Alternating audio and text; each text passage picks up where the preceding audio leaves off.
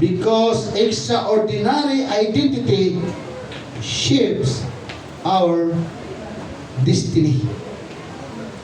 Yung ating pong pagkakakilanlan ay siyang humuhubog po ng ating kapalaran. Tama? Amen. Pag lahat tayo dito masama, mayroon pa kumpanyang tatanggap sa atin sa trabaho? Wala. Kasi alam nila kung ano yung identity natin.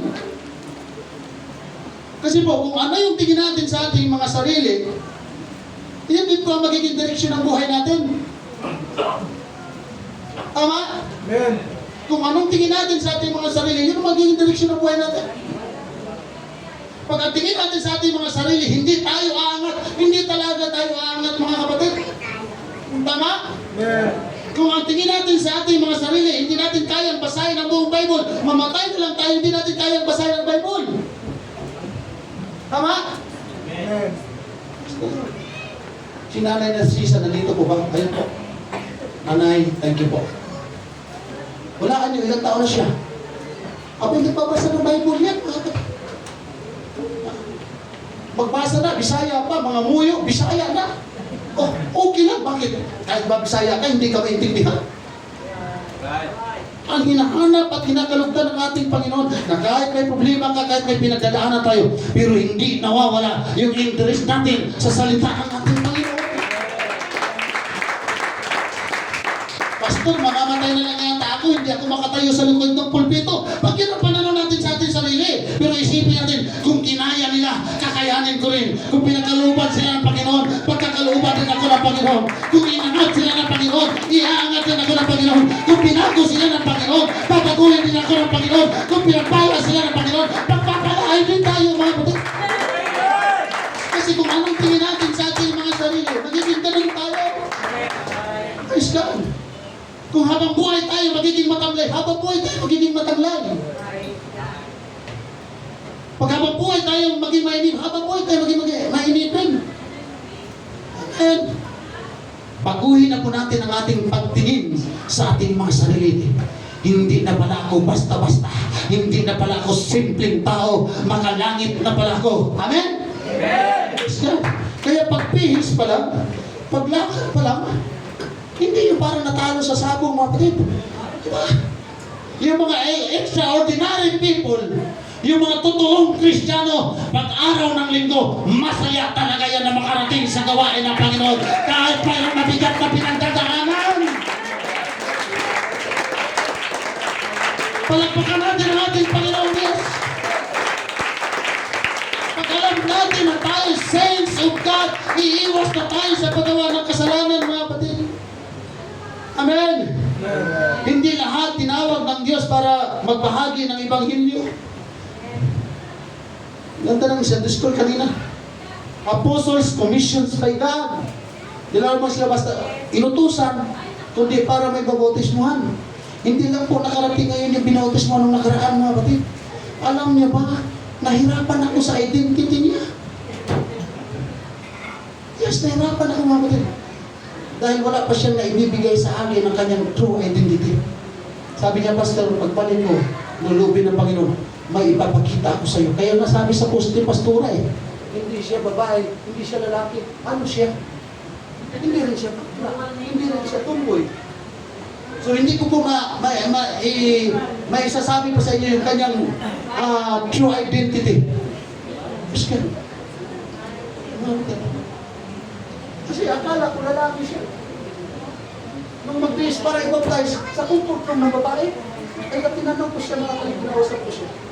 Pero wala lang siya ngayon. Loobin ng Panginoon kung makabalik siya. Amen? Sabi mo siya katabi, pasensya ka na kung pinagsasalitaan kita na hindi maganda. Hindi ka pala basta-basta. Hindi ka basta-basta. Sabi mo siya katabi sa likod, hindi kami basta-basta. Hindi tayong lahat basta-basta, mga kapatid. Amen? Pag naunawaan natin na minahal tayo ng Diyos, hindi tayo basta-basta susuko sa paglilingkod sa ating Panginoon. Hindi tayo basta-basta aalis sa paglilingkod sa ating pong Panginoon. Kahit masasaktan tayo, kahit nahihirapan tayo, hindi tayo dapat papipigil sa mga problema na ating pinagdadaanan. Maglilingkod ako sa Panginoon. Sasambahin ko siya. I have a true, extraordinary identity in Christ. Maliitin ka man ang mundo, pero sa harapan ng Diyos, hindi ka basta-basta igsoon ko. Amen. Hindi tayo basta-basta, mga kapatid. Isa pang mabigat. And I pray for the Lord na kakayanin natin ang mensahe ng Panginoon. The place of Corinth, Corinto. Sino nakakaalam dito, mga kapatid, kung saan lugar ang Corinto? Pastor, malapit sa monumento. Ang lugar ng Corinto, mga kapatid, ay isang lungsod yan or bayan sa lugar ng Greece or Grisya. Lugar ng matatalinong tao. Sikat dyan si Athena. At nung nakarating dyan si Apostle Paul, grabe ang mga tao dyan. Kung pagsamba man lang ang pag-uusapan. Kaya sa Book of Acts, may nakasulat doon, Diyos na hindi kilala. Biruin mo, sumasamba sila sa Diyos na hindi kilala. Ikaw ba kilala mo yung Diyos natin sinasamba? Amen. Sino siya? Jesus. Tayo kaya kilala niya? Yes. Agoy, konti lang ang nag-amen. Yung iba baka delikado ba kung kilala o hindi. Pag sinasabi natin kilala, ipagpalaki na rin, yes, dati hindi niya ako kilala. Pero ngayon kilala na ako ng ating Panginoon.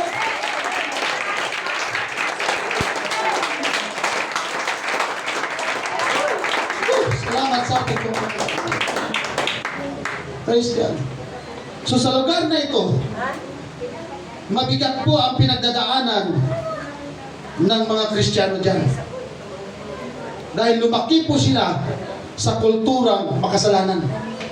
Iba't ibang religion po dyan sa lugar ng Corinto. At katulad ng Roma, grabe din dyan ang idolatry. Grabe din ang immoralidad dyan. Kaya yung Romans, mga kapatid, basahin niyo yan. Mayroong mga tao dyan na hinayaan na lang ng Diyos na mamatay sa kanilang pagkakasala.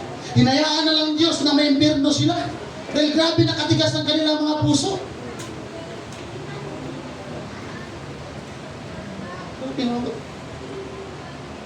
Walang kwenta, walang silbi ang pagmamahal sa atin ng Panginoon kung wala tayong pagsunod sa Kanya. Amen. Sabi dyan, pababayaan na lang yan na tuluyan ng magkasala. Mabigat po yan, Romans chapter 1. Mabigat po ang konteksto ng sinasabi ng banal na kasulatan dyan, mga kapatid. Kukulangin ang buong maghapon natin to expound the history. Mahirap po ang pinagdadaanan ng mga Kristiyano dyan. At ang nakakalungkot, mga kapatid, 95% na yung mga nangyayari sa lugar ng Roma at sa Corinto ay nangyayari sa Pilipinas. At ang mabigat pa, baka 60 or 70% ng mga Pentecostal kabilang doon. Ready na kayo, mga kapatid? Amen. Ano ba ang pagkunawa niyo sa salitang immoralidad?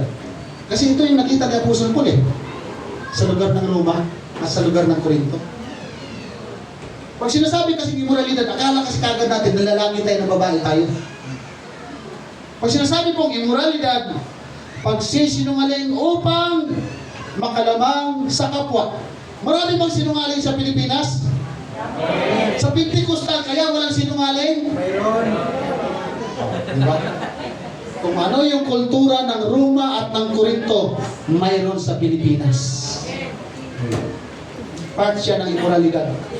Paggawa ng peke, mga hindi totoong dokumento, mayroon ba sa Pilipinas yan? Meron. Pumunta ka lang sa rito.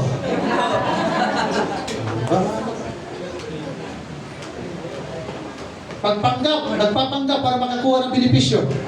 Mayroon ba sa Pilipinas yan? Ang dami.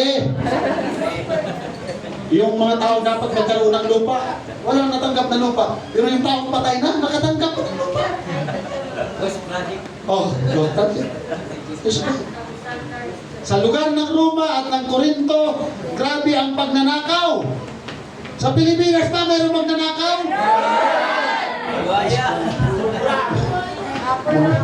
Okay.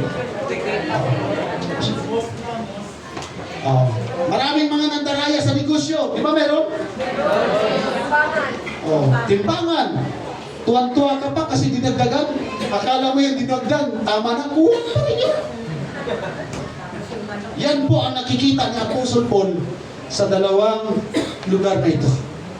Grabe po diyan sa Roma, sa Corinto, grabe ang pang-aabuso sa mga bata, pati sa matatanda.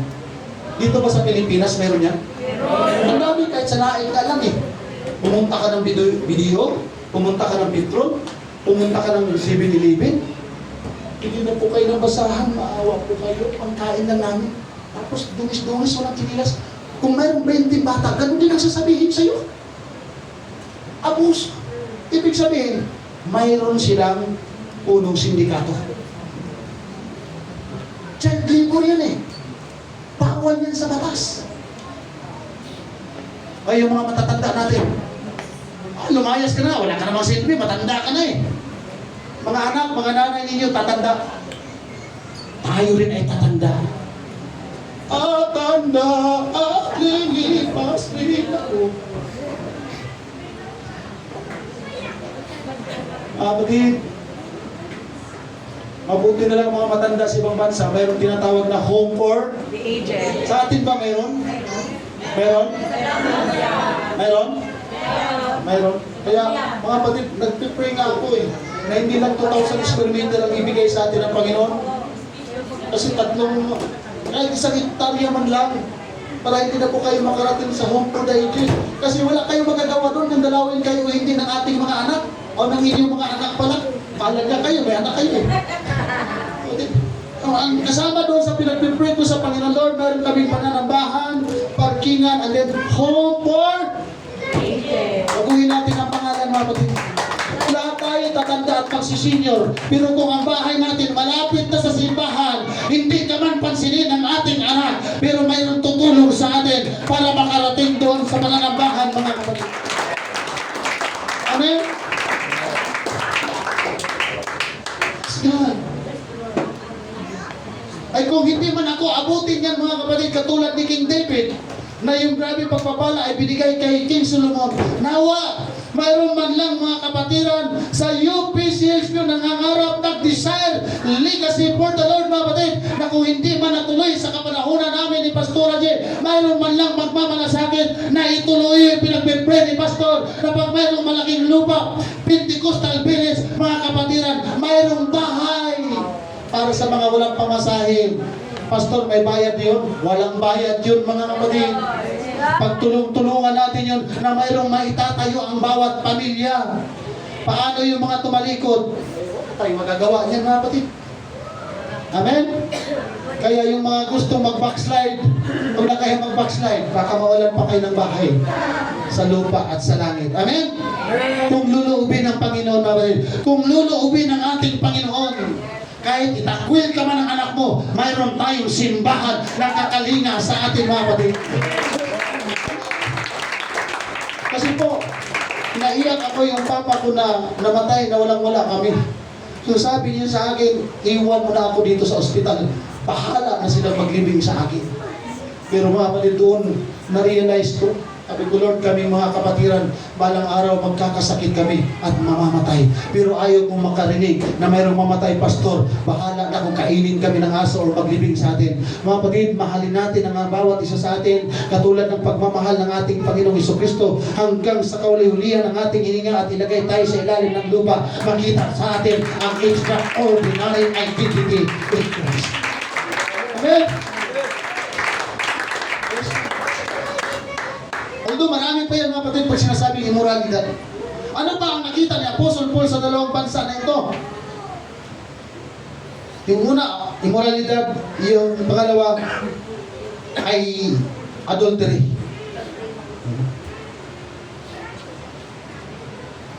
Thank you, tagapagmana. Pag sinasabi kasing adultery mga kapatid, yung may asawa ka na, yung may asawa na tayo, pero may karelasyon tayo iba. Mayroon pa ba dito yan? Wala na. Salamat sa Panginoon. Pero sa iba kaya, mayroon wala. Meron. Sobrang dami. Sobrang dami. Na-adapt yung kultura ng Roma, na-adapt yung kultura ng Korinto. Tama? Salamat na lang sa ating Panginoon, Brother Ramil, na yung ating pagkagandang lalaki, nakalaan na lang ito sa ating mga asawa. Suri na lang sa iba.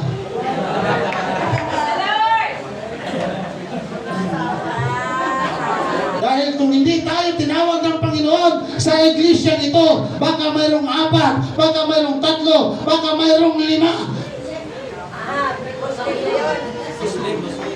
Oh, di ba may mga kapatid? Yan. May asawa na nakikipag-flirt sa social media, mga kapatid, sa kitulpo. Ang dami mong mababasa dyan. Kaya hindi talaga dapat applicable yung magkalayo yung mag-asawa eh. Amen? Kasi kung ang Pentecostal nga nagkakasala, lalo na yung mga hindi Pentecostal. Alam niyo ba mga kapatid, na maraming mga babaeng may asawa, nag-uubad ng kanilang katawan, sinisend sa social media. Kaya sa atin pong mga nanay at mga tatay, i-check nyo na yung mga cellphone ng anak ninyo. Dahil baka hindi nyo alam, nakahubad na pala yan, nakikita ng ibang tao. Pero pag ayaw pabuksan sa inyo, mag-ingat na kayo. Pag ayaw ipatingin sa inyo, pag hindi pa alam kung ilang media mayroon siya, magkakapatid, mag-ingat na kayo. Dahil nasa huli ang pagsisisi. Ang daming platform ngayon na pwede silang magtago, pero hindi tayo nakakapagtago sa atin pong Panginoon, mga kapatid. Amen? Amen? Mabigat kasi ngayon eh. Malaya kasi ang tao ngayon. Ayan tawin. Ang wala lang sa kanilang kapanahonan, yung ano lang eh. Yung online. Sa lugar ng Roma, noon, sa panahon ni Apostle Paul, sa lugar ng Corinto, ang wala lang sa kanila noon, yung online or digital adultery. Uso yan ngayon, mga. Ba? Malala ka eh. Please, be aware, kasama na po ako dyan. Tayong lahat mga kapatid. Online adultery.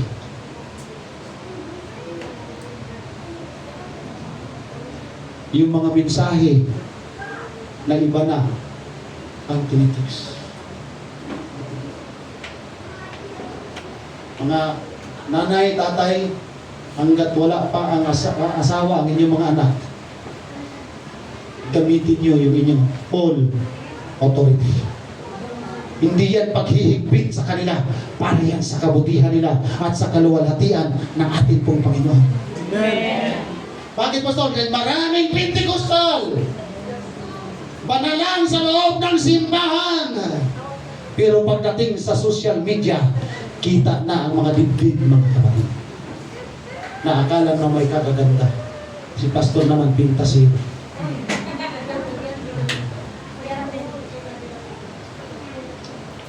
Hallelujah.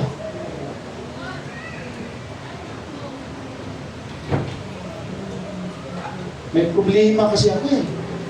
Ano yun? Ayaw kasi ng pamilya ko na mag-boyfriend pa ako. Ayaw kasi ng pamilya ko na mag-girlfriend pa ako. I love kita eh. Hindi, kumplito ang araw ko pag hindi kita nakikita. Pero yun mga kapatid, mas minahal pa niya yung taong hindi nagpalaki sa kanya kaysa taong nagpalaki sa kanya. Insulto yun sa magulang, mga kapatid. Mas pinapakinggan mo ang ibang tao na walang totoong relasyon sa iyo kaysa magulang mo. And I pray, mga kapatid, mga young people, kung mayroong hindi nakakapagtapos ng pag-aaral dito at nakipagtanan kayo, wag po kayo magpakita sa atin.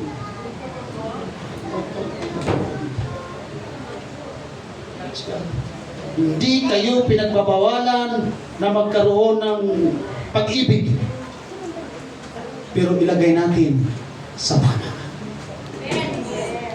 Iiwan mo ang magulang mo, iiwan mo ang Diyos, sasama ka sa isang tao na hindi naglilingkod sa Panginoon. Pag may problema ka, kawawa ka.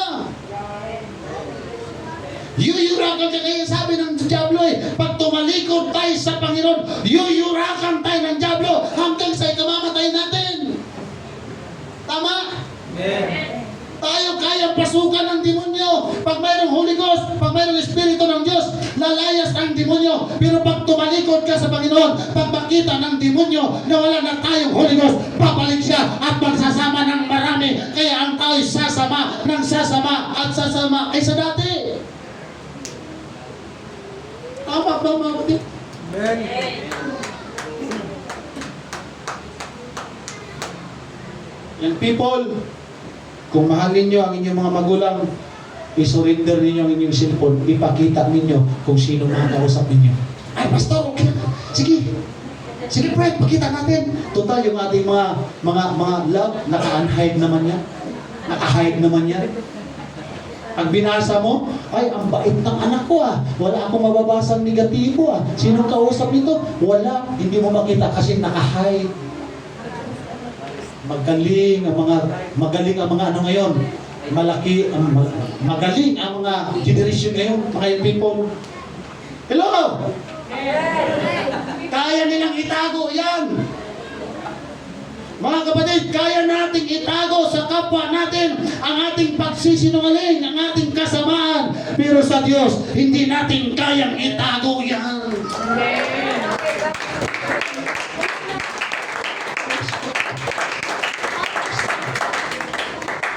Hallelujah. Mukhang may mga young people na kinakabahan. Mamaya, mga magulang, pag-uwi po ninyo sa inyo, check niyo po ang mga cellphone ng anak ninyo. Pag hindi wala kayo makitang picture dyan, yung mga profile, walang mga tawag yan? No photos to show. Ikaw lang ang hindi makakita yan. Pero yung barkada niyan, yung kaklase niyan, kita. Ang nakakalungkot pa niyan, baka nagsisinta ng picture ng hubad na katawan. At magtagpo na lang sa isang lugar, mga kapatid.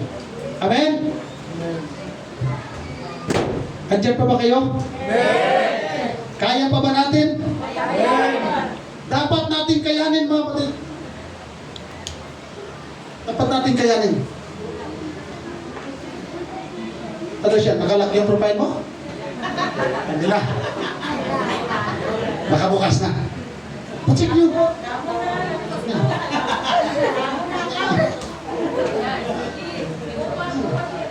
Yung mga kapatid, tapatan tayo dito.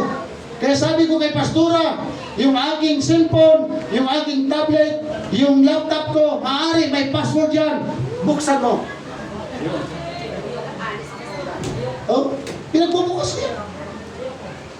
Para i-check kung sino yung kausap ko dyan. Bakit? Mahalaga yan, mga kapatid. Pero pag ayaw nang ipabasa,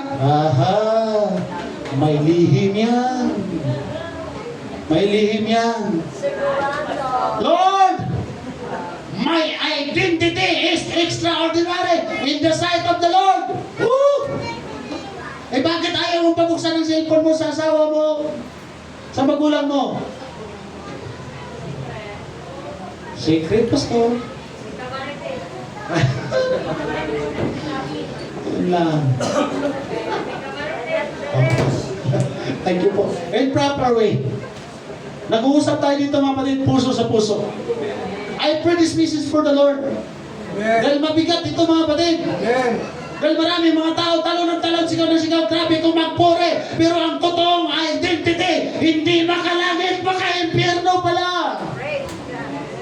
And thanks for the Lord na binuksan ngayong ating unawa at kapangyarihan ng ating Panginoon. Dahil marami na po ngayong online digital adultery. Nagugulat na lang tayo, mga kapatid. Hallelujah. Iwanan na natin yan. Eh, meron na pong ibang hindi na makapag-praise the Lord.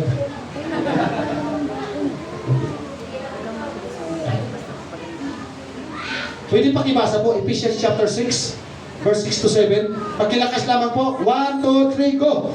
Not with our service as men pleasers, but as the servants of Christ, doing the will of God from the heart, with good will doing service as to the Lord and not to men. Ito na may sulat ng Apostol Pablo sa lugar ng Efeso. Pinalalahanan yung mananampalataya doon ni Apostol Pablo na huwag maglingkod kapag may nakakita. Not with eye service. Ay, magbubuhos ako ng halaman kaya paparating niya yata si Pastor. Ay, magwawalis ako kay nandito si Pastor eh. Kapatid, masarap paglingkod sa Panginoon na walang nakakakita kundi ang Diyos. We are not men pleasers. Hindi tayo gumagawa para sumaya ang tao. Gumagawa tayo para sumaya ang Diyos. Dahil siya ang tumawag sa atin. Siya ang nagmahal sa atin.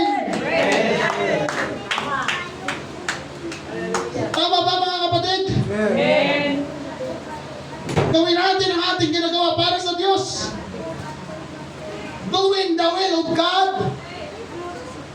from the heart. Pupunasan ko talaga yung tiles para malugod ang Diyos. Hallelujah. Aayusin ko yung church namin para malugod ang Diyos. Hallelujah. Kasi baka si Pastor magka-TV na, kailangan nagkakasakitan ng kaso linggo-linggo para Lord si Pastor hindi na maglilinis. Hindi na maglalabas ng basura si Pastor. Gagawin ko to Lord dahil mahal kita, dahil minahal mo ako. Gagawin ko to Panginoon, hallelujah, dahil binago mo ako.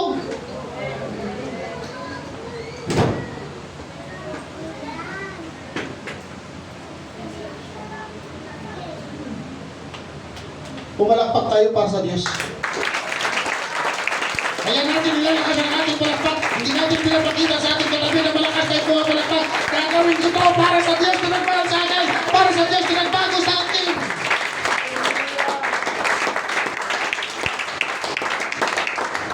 Aawit ako ng buong puso sa Panginoon. Gagawin ko to dahil para sa Diyos.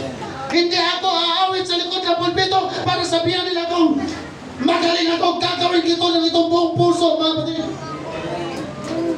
Lahat ng ating ginagawa, gawin natin ng buong puso. Dahil hindi tayo naglilingkod sa tao, sa Diyos tayo naglilingkod, mga kapatid. Yan sa Colosas, mabigat yan. Yung sulat niya ni Apostol Pablo. Kasi po, kung nagpapasikat lang si Apostol Pablo, hindi siya matawag na great apostle. Lagi ko pong ulit-ulitin mga kapatid, hindi po tayo nagpapagalingan sa harap ng tao sa loob ng pulpito. Gawin natin yung ating pinaka-the-best. Nakakatayo man tayo o hindi, nagagamit man tayo o hindi, gawin natin for the Lord. Ngayon sa lahat naman ng mga naka-assign, sa lahat naman na ginamit lamang tayo ng ating Panginoon, ginawaan tayo ng Panginoon, gawin natin na bumula sa ating puso, tutugtog tayo mula sa ating puso, aawit tayo mula sa ating puso, dahil hindi natin ito ginagawa para sa tao, ginagawa natin ito para sa Diyos. Amen. Kaya nga po yung may standing ovation, pagpupuri, pagpapalakpak, dapat sa lagi natin ulit-ulitin, ginagawa natin yan para sa Diyos. Hallelujah. Amen. Praise God. Kaya lahat naman tayo may tupak eh. Lahat tayo may sumpong eh. Kahit sabihin pa nga natin mayroon tayong Holy Ghost eh. Lahat tayo mayroon mga kapatid. Nasa lupa tayo eh. Pero pag dumadating yung time na hindi na maganda yung ating damdamin at kulang na lang parang ibato natin yung microphone na tila baga parang na lang ibagsak natin ang ating kulang na lang parang hampasin si Pastor. Linggo-linggo na lang, parang kulang. Mga kapatid, ano man ang ating naririnig, hindi yan galing sa ating sariling kalooban. Galing ito sa ating pong Panginoon. Kailangan natin ituloy. Kailangan natin mabago. We need to change our identity. Palagpakan natin ang malakas sa ating Panginoon. Sabi ni Apostol Paul yan sa Colossus, pabigat yan. And whatsoever you do it heartily. Ay sabi nga ni Brother Jumides nung nagpatuto siya sa ikapo, huwag ka na lang mag-ikapo kung hindi ka masaya. Huwag ka na lang magbigay kung hindi ka masaya. Wala naman tayong aanihin eh. Sabi niya, and whatsoever you do it heartily. Pastor, paano kami? Taga-upo lang kami every Sunday. Anong gagawin namin? Do it heartily. Yung palakpak mo, yung sigaw mo. Amen? Mas masarap ang nakaupo, mga kapatid. Mas masarap ang nakaupo. Do it heartily as to the Lord and not unto men. Ang Diyos ang boss natin. Tama? Kaya salamat po sa ating pong mga ushering department. Pagpasok pa lang dyan, napakagandang pakinggan. Mag-ano nga tayo ng fund dyan? Para sa mga visitors, mayroon agad ng tubig, tapos may biscuit, tapos yung ating mga senior. Pastor, paano naman kami hindi pa senior? Gusto ko mag-senior ka agad para mayroon din. Di ba, ang sarap sa pakiramdam mga kapatid. May napuntahan akong, may nag-invite sa aking church at pinagpipray ko talaga na ma-adapt ng taga-UPC View. Palakad ka pala sa malayo, Sister Chuck, mayroon na silang hospitality ministry. Wow, malayo pa lang, kahit first time pala makakita, nakangiti na. Minsan mga kapatid, nakabukas na yung gate. Kailangan din natin ma-orient eh. Tama ba mga kapatid? Thank you po sa atin pong ushering department. I am blessed mga kapatid. Kami dati maganyan-ganyan pa ako dyan sa gate. Ngayon, palayo pa lang ako, nakaready na ba daw? Tapos may ramdam sa pakiramdam eh. Yung pagpasok mo pa lang, ramdam mo na, nabibless ka na. Napakabuti ng Diyos sa ating buhay. Kasi lahat ng mga kapatid, may problema yan eh. Pagpasok sa church, may problema yung pinagdadaanan eh. Tapos kung tayo rin magbantay dyan, may problema din. Kunting mali na, magkarambula tayo dito. At yan, upo ka dyan, sige, dyan ka na. Pero pag nakita natin, hinahatid, hinalalayan, mga kapatid, naluluwalhati ang Diyos. Maaari may pagod tayo, maaari mayroon tayong nararamdaman, pero gagawin ko ang trabaho ko dahil ito yung trabaho ko sa Diyos. Hindi ito trabaho ko sa Pentecostal, hindi ito trabaho ko kay Pastor, trabaho ko ito sa Panginoon.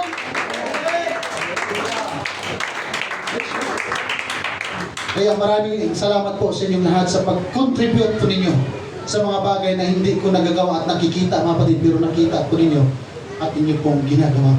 Sa lahat po ng nagregalo ng kagamitan sa iglesia ito, ang Diyos po ang siyang bahalang magbigay ng pagpapala sa inyo. Dahil kapag sa Diyos tayo nagtatrabaho, hindi lang basta-basta material ng bagay ng sanglibutan ang kayang ibigay sa atin ng ating Panginoon. Lagi niyo po itong tatandaan mga kapatid, hindi po ako at si Pastora G ang amo ninyo. Siya.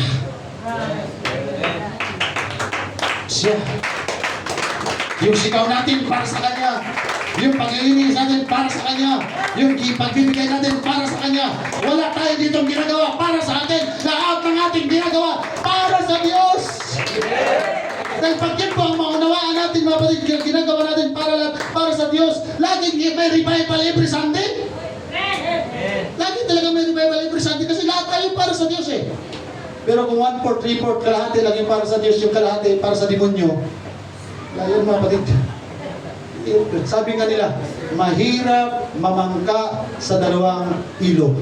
Pag sa Diyos na tayo mga kapatid. Palakpakan natin siya.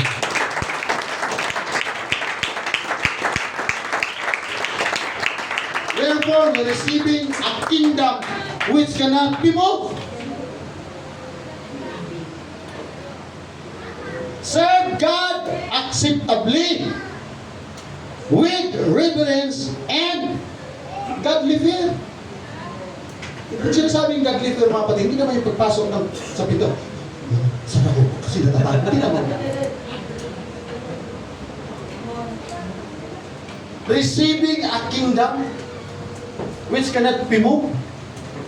Pag pumunta ka ng Malacanang, pag pumunta ka ng White House, Amerika, pag nagtrabaho ka doon, mga kapatid, sisiguraduhin mo talaga, walang alikabok. Kasi hindi basta-basta mga tao yung pupunta doon eh. Tama? Sino dito nakapasok sa Malacanang?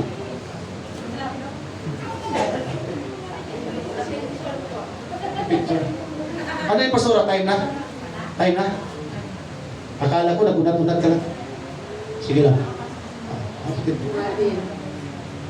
Lahat ng taong nagtatrabaho sa gobyerno sa Malacanang talagang sinisigurado yan nila para matuwa yung amo nila. Tama?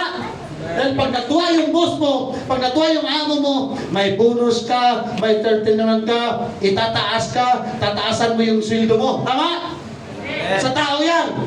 Pag sa Diyos, anong ibibigay?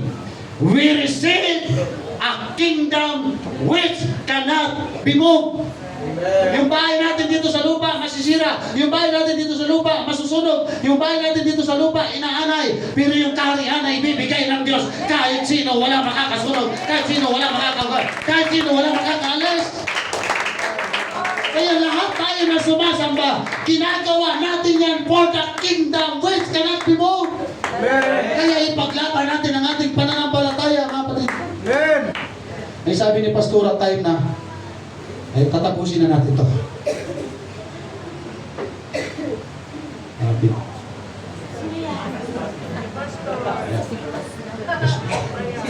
Yan yung sinasabi ko sa inyo, yung baril na walang bala. Yung dito sa parting kanan, yun yung pang-spray ko sa mata. Tapos yung sa likod, yung jaggel na. May history po yan, mga kapatid. May history yan. Yung suot ko na yan, madamit, yan ang kahuli-hulihang suot ko nung nag-duty ako sa gabi. And din pagka kinabukasan, hinul na po. Parang si Arnold Oo nga po eh. Sabi ka ni Pastora, ang gwapo nung bata ka pa.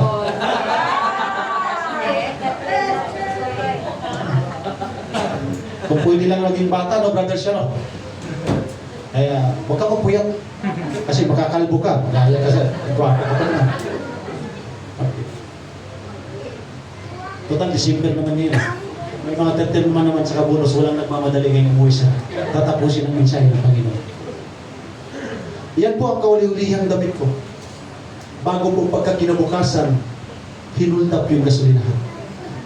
At mayroon pong big history behind that picture. Bago po ako nakarating dyan, ang trabaho ko po dati sa SE Manila. Tinsmith, Hilbert. Sa air conditioning kami. Dahil malakas po yung kapit ko, ang naging trabaho ko mga kapatid ay naghawak ng walkie-talkie. Lilibutin ko lahat ng sinihan at hahawakan ko lang yung mga aircon dyan kung tama yung hangin. Kaya araw-araw nakakapanood ako ng sine ng libre. Tawag sa akin yung mga teller. Morning, engineer. Morning. Engineer. Hindi ka tayo nakatapos ng elementary, engineer. Ngayon mga kapatid, dumating yung punto na yung kasikatan nila ni Aramina, mga artista ng 90s, 2000, halos linggo-linggo, mayroong artista sa SE Manila sa student. Oo. Mag-asawa naman na tayo, Pastor J. Dumating si Aramina, yan yung oras natin. Wala pa yung oras niya, ang dami ng tao. Ang ginawa ko, brother, iniwan ko yung trabaho ko at nakikipagsiksikan ako doon. Sabi ko, empleyado ako ng isip, kailangan makalapit ako sa entablado. So, iniwan ko yung duty ko. Wala pa kaya matanggal ako sa trabaho para makita ko si Aramina. Ito, mamaya, nang tinawag na si Aramina. Kasi nangarap tayong artista eh. Ikaw, Brother Jobert, pwede maging artista. Ako, hindi pwede. Kung pagdating ko, sigaw-sigaw ko, Mina! Yun palang katabi ko, project engineer. Sabi sa akin, Bilyo, ba't nandito ka?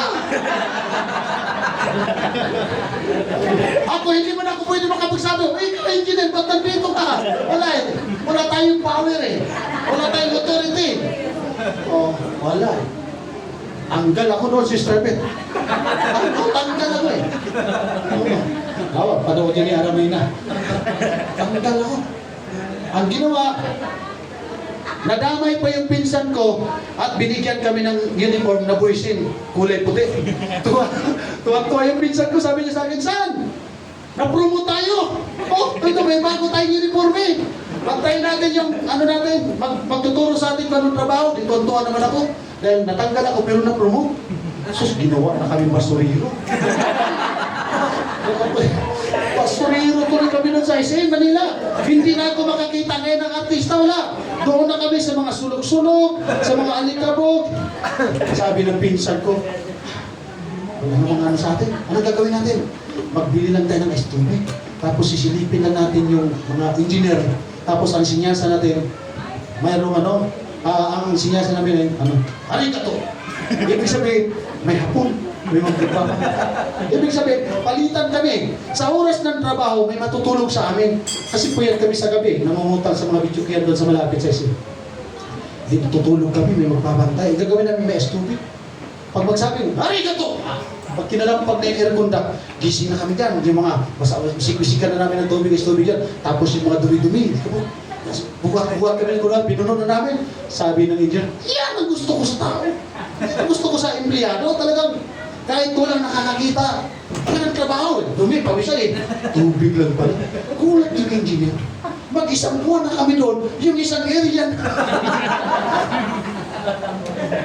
Sabi, nagreklamo na yung engineer sa kamag-anak namin na mataas yung position sa isip. Pinadala ako, sir, sa Twin Tower Insular Life dito sa Alabang. Nakita niyo yung Twin Tower dyan. Yan po yung kauna-unang Twin Tower dyan sa Insular Life. So, pagdating ko dyan, sir, ang trabaho ko, Brother Gilbert, is panggabi. Ngayon, dahil sa may kapit nga ako ng malakas, ang ginawa sa akin, huki-tuki na naman, Sister Beth. Yung mga bakal na iaakit sa taas, yung naka-crane, yun ang karadyuhan ko doon. O sige, ayos na pagkalag, friend. Aakyat na. Sige. Parang wala yata yung mga engineer. Friend, ano gagawin natin? Tulog muna tayo. Yun pala sa uki-tuki, Sister Beth. Dinig pala ng mga engineer. Tawag na naman ako doon. Tawag na naman ako doon. At itong ginawa sa akin, imbis taga-radyo na lang ako, sir, katulong na ako ngayon sa magbubuhat ng malalaking bakal. Ang mabigat, Brother Gilbert, tatayo ka, Brother Sean, kasi ikaw na nasa harapan ko. Ang mga partner ko katulad sa kanya. Pinantay talaga ng engineer, halos katulad kasi di mas matangkad ako. Pagdating ng buhat, Brother Dom, lahat ng bigat nasa akin. Sila naka-straight lang nagbuhat, ako nakabalutod na. Madaling araw, hingi ako ng, sabi ng engineer doon, wala kasing wala kang katinuan eh. So, ang ginawa sa akin, dahil, thank you. Ang ginawa sa akin, di, pinahinga ko madaling araw, nagkasakit ako kabubuhat ng baka. May nakakita ako nag-welding ngayon. Kaya nagpahinga yung nag-welding siya. Kunin ko ngayon yung mga nag-welding. Mahanap ako yan. Sa fabrication. May engineer pala nakatingin sa likod ko, Sister Beth. Tinignan yung ID ko. Galing mo palang mag-welding ah. Sir, ano ka? Practice lang ito. Sabi niya, tamang-tama. Kailangan ko ng welder. Welder mataas sa saga. Sabi ko, sige sir. Binigyan ka agad ako ng trabaho, Brother Rod. Kasi sa welder, ganyan-ganyan ka lang eh. Dinuwingan ako, Engineer Gilbert ng naka-quadro, yung patungan ng mga bakal.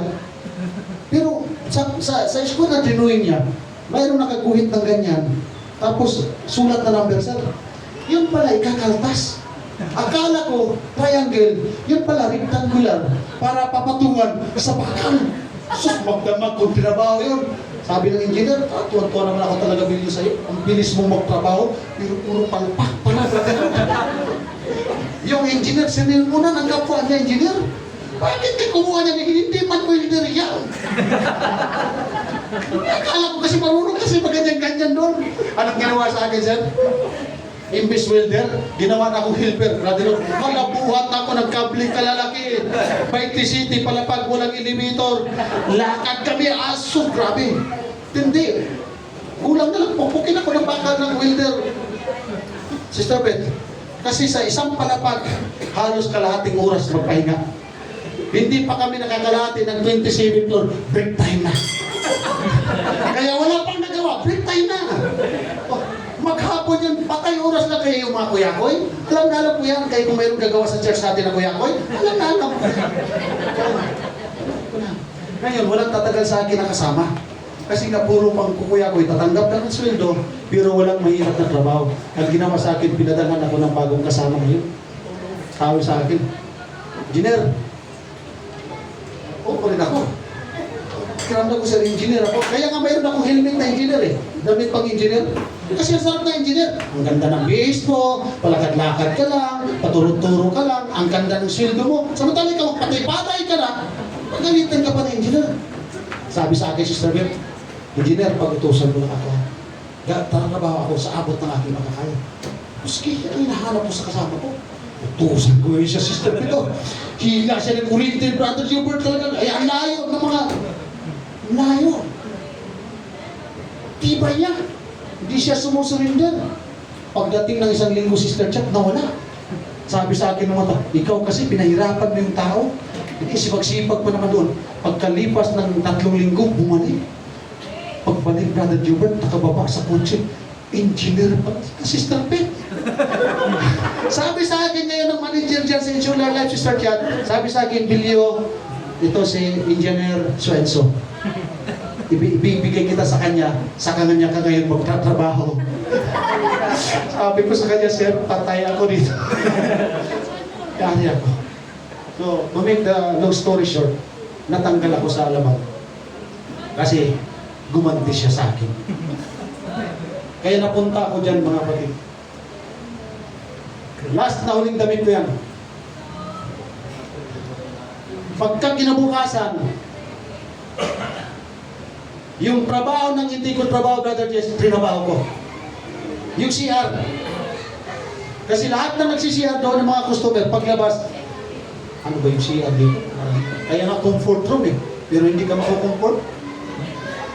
Ang ginawa ko, nagkaroon ako ng chance, Sister Chat, dahil ang duty ko is alas 6. So alas 3 pa lang, trinabaho ko na yung CR, Brother Jubert, ng pambabae at ng panlalaki. Sinita ngayon ako ng project, ng manager ng gasolinahan. Sabi sa akin, Carl, yung ginagawa ko dyan, hindi ko, nilinisan ko po ito CR mo. Hindi mo trabaho yan. Trabaho nila ito. Siyempre, okay lang po, kasi mamaya pa naman yung alas 6 yung duty ko. Ang ginawa ko talaga, Sister Chat, mayroong sunrocks, mayroon pang tide, mayroon pang yung asido. Tapos talagang pinakinta ko yung inodoro. Oh, namimiss ko na nga, pakintabin yung inodoro dyan eh. Balang araw mga kapatid, papakintabin ko niyan. Grabe ko sa asido. Ay, alas 6, mula ako alas 3. Magka-alas 5 na nasa CR pa rin ako, Sister Chat. Talagang nilinis ko ng gusto. Ay, pabango. Wala akong kamalay-malay na yung gasolinahan pala, niransak na. Yung manager, nakagapos na siya doon sa loob. At ito ang matindi. May lookout. Tumawag sa loob. Ang sabi, ang gwardiya nasa CR. Pag lumabas kayo dyan, pagdala nyo yung pera, pag lumabas din yung gwardiya, itumba ninyo. Inuhold up na pala sila doon, Brother Gilbert. Ako linis lang ng linis. At dito ko naramdaman, Sister Jen, na may tawag pala ang Panginoon sa akin.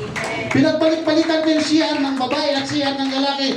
Malinis na, Ma'am Ada, pero nilinis ko ba? Kaya ko pala nilinis, uli yun. Dahil yun pala yung time. Kung lumabas ako, lalabas din yung mga hold-upper at itutumba ako. Salamat sa ating Panginoon. Hindi ko trabaho yun. Wala akong sweldo para doon. Pero ginawa ko yun, mga kapatid, to satisfy the customer. At nang dahil doon, naligtas ang buhay ko. Kaya doon ako nagpapasalamat. Lord, salamat. Kaya pala naligtas ang buhay ko. Dahil tatawagin mo pala ako sa ministry na kung saan mabigat ang trabaho, mahirap ang trabaho. Wala tayong sweldo, nakakarinig tayo ng masasakit na salita. Pero sige lang, dahil ginagawa natin yan, hindi para sa tao, kundi ginagawa natin yan para sa Diyos, mga kapatid. Magtatapos na po.